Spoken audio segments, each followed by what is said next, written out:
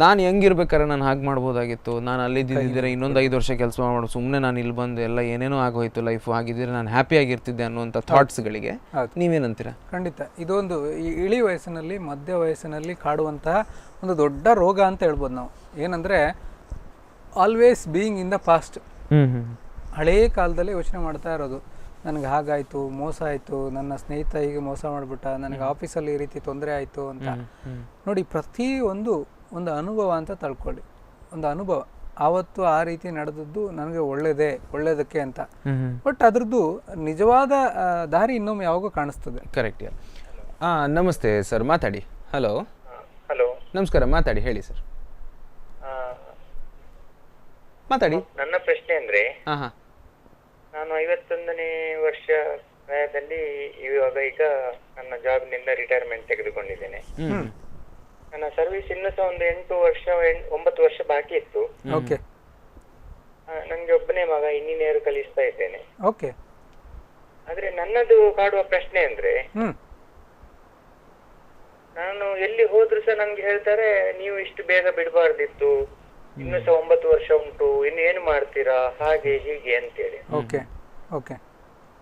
ನನ್ನ ಪ್ರಶ್ನೆ ಈಗ ನಿಮ್ಮಲ್ಲಿ ಇಷ್ಟೇ, ನಾನು ಇಷ್ಟು ವರ್ಷ ದುಡಿದೆ, ಇನ್ನಾದ್ರೂ ಇನ್ನು ಮುಂದಿನ ಜೀವನದಲ್ಲಿ ಭವಿಷ್ಯದಲ್ಲಿ ಏನಾದ್ರೂ ಒಂದು ಸಮಾಧಾನವಾದಂತ ಒಂದು ಜೀವನವನ್ನು ನಡೆಸಬೇಕು ಅಂತ ನಾನು ನಿರ್ಣಯಕ್ಕೆ ಬಂದಿದ್ದೇನೆ. ಮತ್ತೆ ಸಿಕ್ಕಿದ ಹಣದಲ್ಲಿ ನಾವು ಗಂಡ ಹೆಂಡತಿ ಇಬ್ರು ಸಹ ಒಂದು ನಮ್ಮ ಸ್ವಂತ ಮನೆ ಇದೆ. ಅದರಲ್ಲಿ ನಮ್ಮದೇ ಆದಂತ ಒಂದು ಭವಿಷ್ಯದ ಜೀವನವನ್ನು ನಿಭಾಯಿಸಬೇಕು ಅನ್ನುವಂತ ತೀರ್ಮಾನಕ್ಕೆ ಬಂದಿದ್ದೇನೆ. ಹೌದು. ಮತ್ತೆ ನನ್ಗೆ ಮಹತ್ವಾಕಾಂಕ್ಷೆಗಳು ಏನೂ ಇಲ್ಲ, ಇನ್ನು ವ್ಯಾಪಾರ ಮಾಡ್ಬೇಕು, ಇಲ್ಲದ್ರೆ ಇನ್ನೊಂದು ಜಾಬ್ ಅನ್ನು ಹುಡ್ಕೊಂಡು ಹೋಗ್ಬೇಕು ಅನ್ನಂತೆ. ನಿಮ್ಮ ಸಲಹೆ ಏನು ಸರ್? Very good sir. ಈಗ ಇವರೊಂದು ಪ್ರಶ್ನೆ ಕೇಳಿದ್ರು, ಹಳೆಯ ಜೀವನದ ಬಗ್ಗೆ ಕೆಲವರು ಯೋಚನೆ ಮಾಡ್ತಾ ಕೂತಿರ್ತಾರೆ, ಕಹಿ ನೆನಪುಗಳಲ್ಲೇ ಜೀವನ ಕಳೆದು ಬಿಡ್ತಾರೆ ಅಂತ. ನೀವು ಒಂದು ಸಮಯೋಚಿತವಾದಂಥ ಪ್ರಶ್ನೆ ಕೇಳಿದರೆ, ಯಾಕೆಂದರೆ ನೀವು ಕೇಳದಿದ್ರು ನಾನು ಅದೇ ವಿಷಯಕ್ಕೆ ಬರ್ತಾ ಇದ್ದೆ.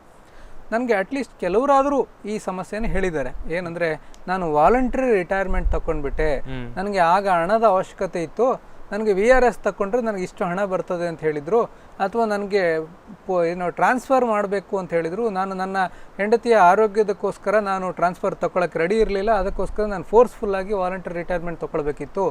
ನಾನು ನನ್ನ ಮಗನಿಗೆ ಕೆಲಸ ಕೊಡಿಸ್ಲಿಕ್ಕೋಸ್ಕರ ದುಡ್ಡು ಕೊಡಬೇಕಿತ್ತು, ನನ್ನ ಹತ್ರ ದುಡ್ಡು ಇರಲಿಲ್ಲ, ನಾನು ವಾಲಂಟರಿ ರಿಟೈರ್ಮೆಂಟ್ ತಗೊಂಡ್ರೆ ನನ್ನ ಮಗನಿಗೆ ಕೆಲಸ ಕೊಡ್ತಾರೆ ಅಂತ ಹೇಳಿದ್ರು, ಅದಕ್ಕೆ ನಾನು ತಗೊಂಡೆ.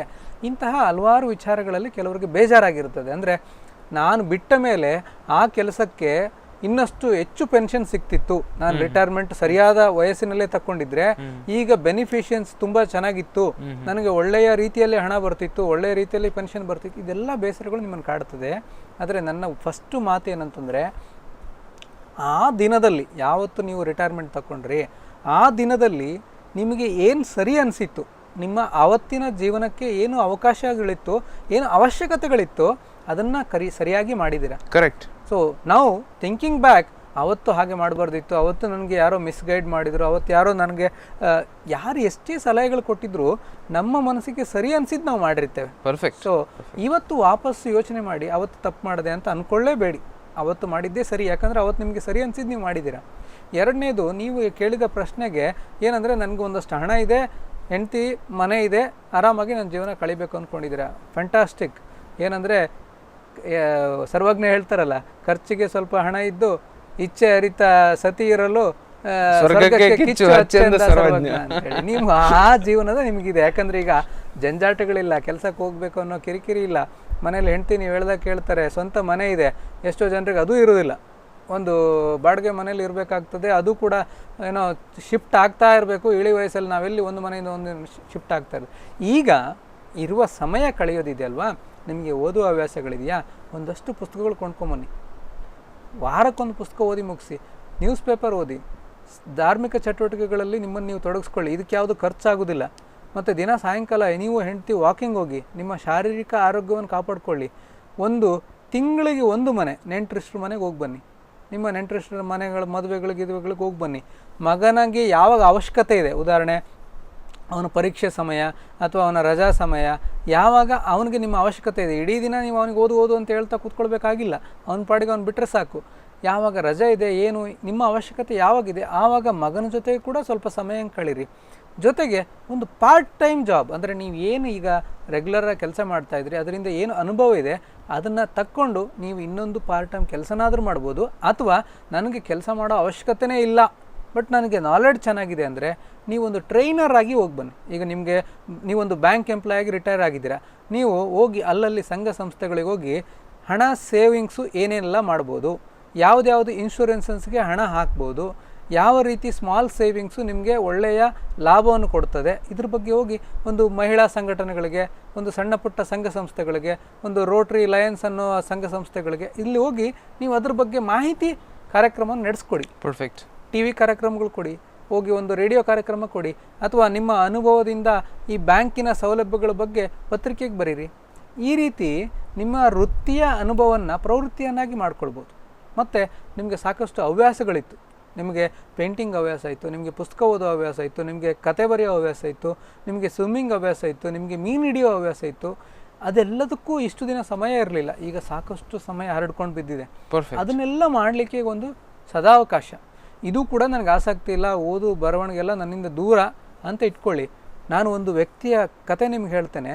ಅವ್ರಿಗೆ ನಾವು ಈ ಮರೆಗುಳಿತನ ಅಂತ ಅನ್ಕೊಂಡಿದ್ವಿ. ಮರೆಗುಳಿತನದ ಕಾಯಿಲೆ ಬರ್ತಾ ಇದೆ, ಆಗಾಗ ಎಲ್ಲ ಮರ್ತೋಗ್ತದೆ, ಈ ಸಮಸ್ಯೆಯಿಂದ ಬಂದಿದ್ರು. ಅವ್ರಿಗೆ ಸಲಹೆ ಕೊಟ್ವಿ, ಏನಂದರೆ ಅವರ ಮನೆ ಹತ್ರ ಒಂದು ದೇವಸ್ಥಾನ ಇತ್ತು, ಆ ದೇವಸ್ಥಾನದ ಎಲ್ಲ ಚಟುವಟಿಕೆಗಳಲ್ಲಿ ನೀವು ಭಾಗವಹಿಸಿ ಇನ್ಮೇಲೆ ಅಂತ.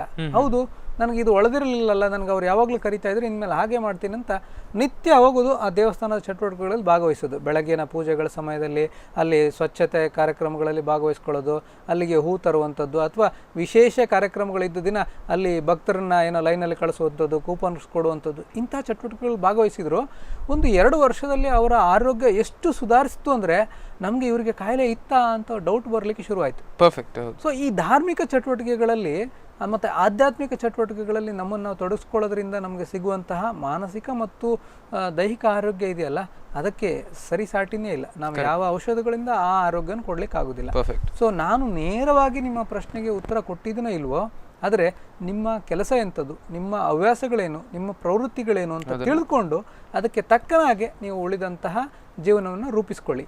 ಮಗನಿಗೆ ಇಂಜಿನಿಯರಿಂಗ್ ಹಾಕಿದ್ದೀರಾ, ಅವನಿಗೆ ಒಂದು ವೇಳೆ ಹಣಕಾಸಿನ ಸಹಾಯ ನಿಮಗೆ ಬೇಕಿದ್ದರೆ ನಿಮಗೆ ಈಗ ಸೇವಿಂಗ್ಸಲ್ಲಿ ಮಾಡಬಹುದಾದರೆ ಮಾಡಿ. ಸೇವಿಂಗ್ಸಲ್ಲಿ ಮಾಡಲಿಕ್ಕೆ ಕಷ್ಟ ಆಗ್ತದೆ, ನಿಮ್ಮ ಜೀವನ ನಡೆಸಲಿಕ್ಕೆ ಕಷ್ಟ ಆಗ್ತದೆ ಅಂದರೆ ಏನು ವರಿ ಮಾಡಬೇಡಿ. ಅವ್ನು ಕರ್ಕೊಂಡು ಹೋಗಿ ಒಂದು ಬ್ಯಾಂಕ್ ಮ್ಯಾನೇಜರಿಗೆ ಪರಿಚಯ ಮಾಡಿಸಿ ಅವನಿಗೊಂದು ಎಜುಕೇಷನ್ ಲೋನ್ ಕೊಡಿಸಿ, ಅದಕ್ಕೆ ಸಾಧ್ಯವಾದಷ್ಟು ಸಹಾಯ ನೀವು ಮಾಡಿ. ಅವನು ಎಜುಕೇಷನ್ ಲೋನ್ ಮುಗಿಸೋವರೆಗೂ ಒಂದಷ್ಟೇನೋ ಮಿನಿಮಲ್ ಇಂಟ್ರೆಸ್ಟ್ ಕಟ್ಟಲಿಕ್ಕೆ ಇರ್ತದೆ, ಅದನ್ನು ಕಟ್ತಾ ಹೋಗಿ ಅವನು ಕೋರ್ಸ್ ಮುಗಿಸಿದ ಮೇಲೆ ಅವನ ಎಜುಕೇಷನ್ ಲೋನ್ ಅವನು ಕಟ್ಕೊಳ್ತಾನೆ. ಅಲ್ಲಿಗೆ ನಿಮ್ಮ ಜವಾಬ್ದಾರಿನೂ ಮುಗೀತು, ಅವನ ಎಜುಕೇಷನ್ ಕೂಡ ಮುಗೀತು.